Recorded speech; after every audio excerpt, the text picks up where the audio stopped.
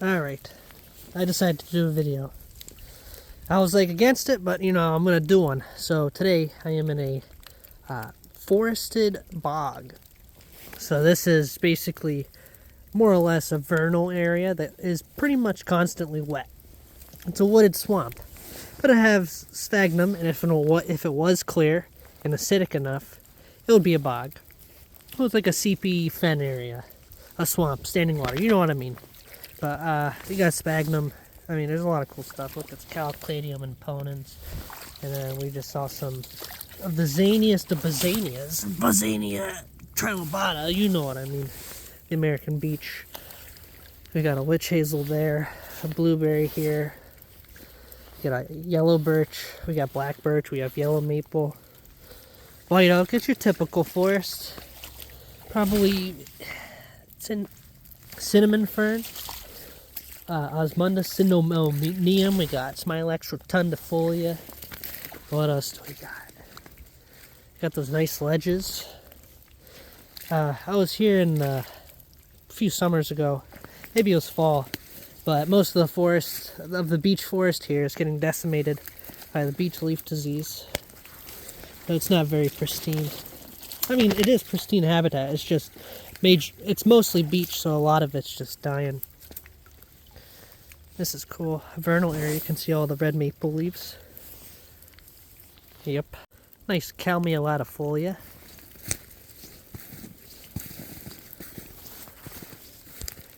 Absolutely beautiful.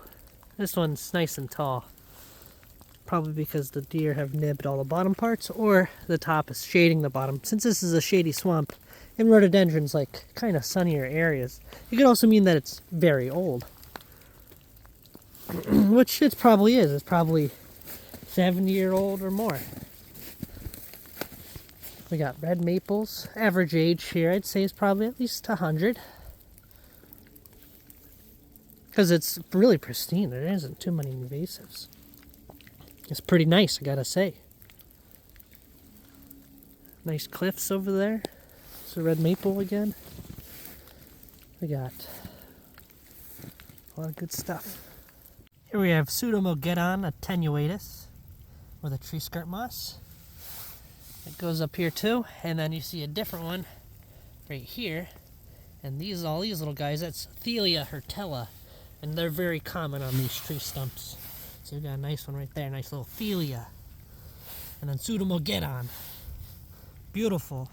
Here we have some beech drops, looking beautiful. Epiphagus virginiana, parasitic on beeches. Phagus grandifolia. Here we have Umbilicaria mammulata, or the smooth skin rock tripe, or smooth rock tripe. We have little cladonias. This is a dicranum here. Or maybe it's no, it's definitely a dicranum. This is the eulata on this side. That's what that moss is called. We got this mystery lichen. Here we have an atrichum. It's a plant in the genus, or moss in the genus Atrichum. There's its little, spore capsule. And here's what it looks like, growing short on this rock in the swamp.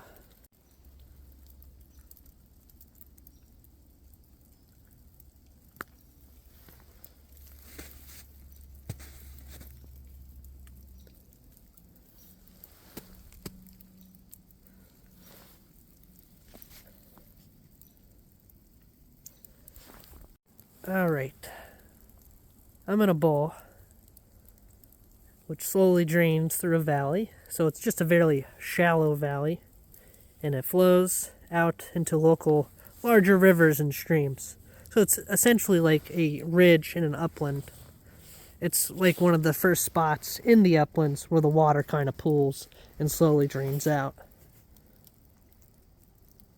Down there, that kind of haze, that's all Clethra onifolia. I'm standing on a young patch here.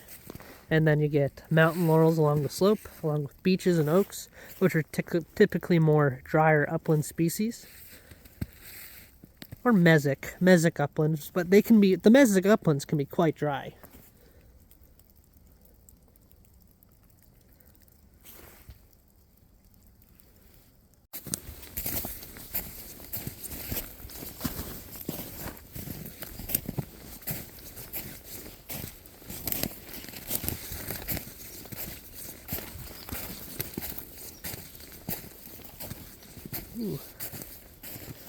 sooty mold on the American beaches from the aphids.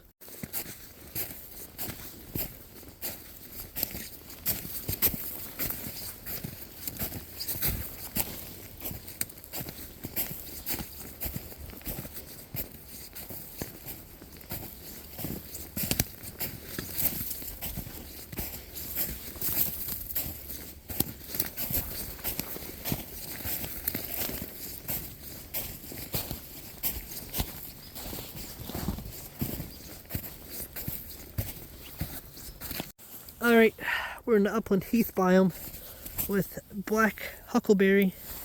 It's more like the oak blueberry forest. Come on, like heath, heathers. Heathers are swamp plants. Look at that. Beautiful black huckleberry. And also mixed in is American beech, red oaks, high bush blueberries like this one here. This one's a young one. These get like 10 feet tall. They're very gorgeous shrubs. They grow like an azalea would. We got higher bush blueberries in there, like that one and that one. And down the way, in the shade, we get little low bush blueberries like this one. Here we got Monotropa hypopodes, or pine sap. Very nice. Here's a Lyonia, or a he huckleberry. Let me get the full species name for you. Alright, it's Lyonia ligostrina. Or ligostrinum, because it look, or ligustrinum. I think it's ligustrinum, because it looks like ligustrum, or border privet, but it's a heath. I love these guys. And right here we have an azalea. Little rhododendron. So, all these parks up on this beach are caused by beach bark disease.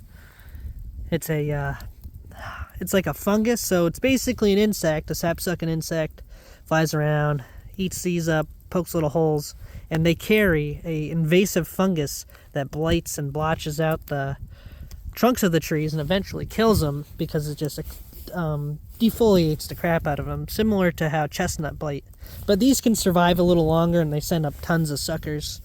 And I do see some that are, I guess, somewhat resistant or haven't been hit yet. I've seen completely clean, mature, giant beech trees. Even small forests, like, you know. So this is like a very scattered occurrence here.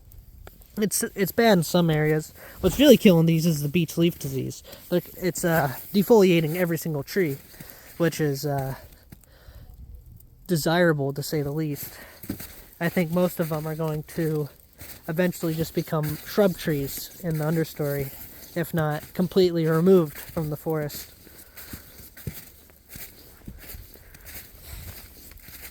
We got a nice yellow birch here with the yellowy bark suckering. You know, it's a moist forest when you get yellow birch, and look at all the fruliana on there. That's New York scalewort. It's very common. It's freaking everywhere, and I bet you there's a billion different species, but they're all kind of similar.